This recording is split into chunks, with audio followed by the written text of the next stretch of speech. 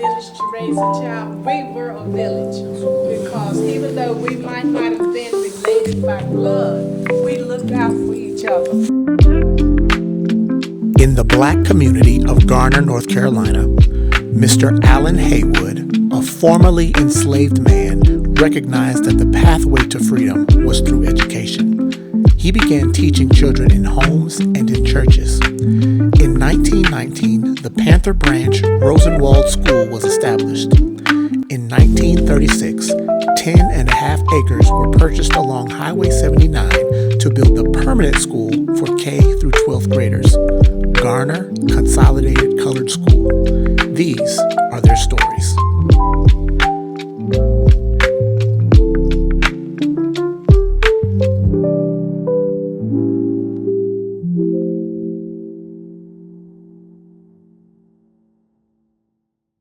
So what we're going to do tonight is we want you to just talk, share stories. We want to hear the good, the bad, because you are leaving a legacy. This video will be with Wake County forever, and it won't be thrown away, and no one will find this in a dumpster because it's going to be archived. When you guys that came that day and we walked down those hallways and you told me those stories about whose classroom this was and who the principal's office was right here, and just the pride that you all had in our school, it just brought me a different view of this place. One thing about this, my brothers and sisters went, so the teachers know everybody. And when you go there and say, I know your brother, I know your sister, you can do better than what you're doing.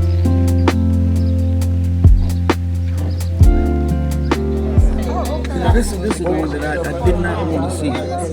Oh, this is your class. We went on the cruise to go home. Okay. What you have to do on this one is just exercise. 1, 2, 3. That's my sister. Oh, that's your sister? And that's Sandra, that's my cousin. Oh, okay. And Milton is on there too. He's Well, my cousin. where are you? I was baby to that point. First it was the Roosevelt schools. Then after the Roosevelt schools, it came then was the 10 acres of land that they had here for school. But prior to right after the Roosevelt school, we did not become Garner Consolidated High School at that point. First we were Garner Colored School. Right. There you are. Then after that, then we became Garner Consolidated High School, where we have arrived today and where we expect to stay and we expect to keep that name. Okay? Okay. And just be authentic. If it brings tears, we want the tears. If it drums up places of anger, we want the anger. My grades were good. My mom had been a salutatorian. My aunt was salutatorian. My uncle was valedictorian.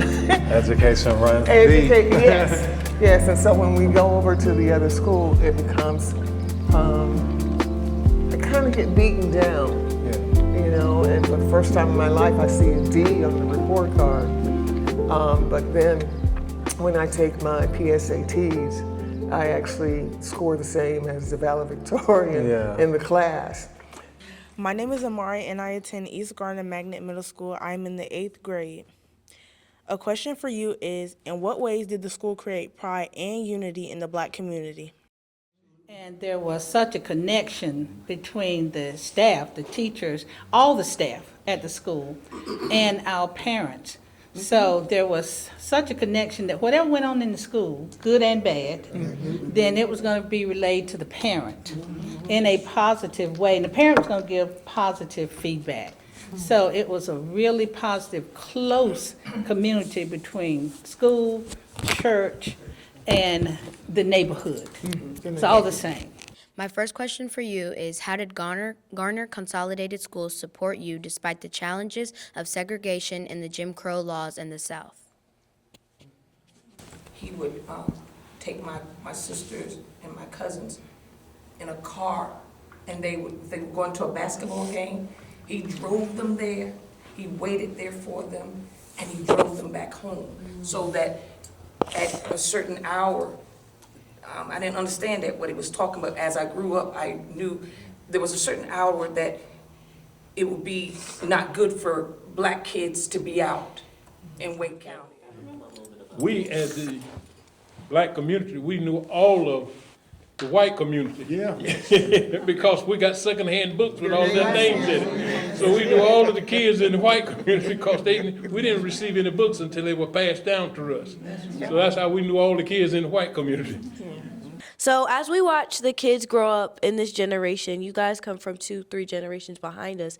As you watch us grow up and you see all the negative things that are happening around us, or the principles that have been lost, the morals that you guys grew up on, what do you guys feel like, what one moral feels like it still stayed around? Like, what did it change from now to now?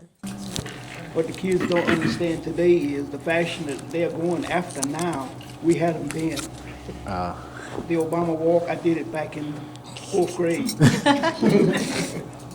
I don't want to say that the generation is terrible or bad or anything like this right here, but it's just something about when you decrease your moral values, you increase in other areas. And that's where I see the difference is right now. But guess what? You're still not a loss. You're still not lost. It's just that you have got to be mind who you're walking with, mind who you're talking with, mind who you associate with, mind who you spend the night with, mind who you go home with, mind who you ride with. Willette and I were in the same class, and we talk about what y'all might look like in the short dresses and all that. And I showed her a picture where our dress didn't meet our hands. But we forgot, because we're, over 70 years old, we forgot. We used to show a whole lot of body too when we had bodies. We don't have bodies now, so we cover it up. What happened to y'all dreams when the schools were integrated? Do you feel like, I've heard stories from, like you said, basketball members and people that may have different experiences when they integrated in the schools, that their opportunities were pushed to the backs because of other students. Do you feel like your dreams were shifted and altered? Your aspirations may have changed because you didn't feel like you would have been given a seat at the table at that time?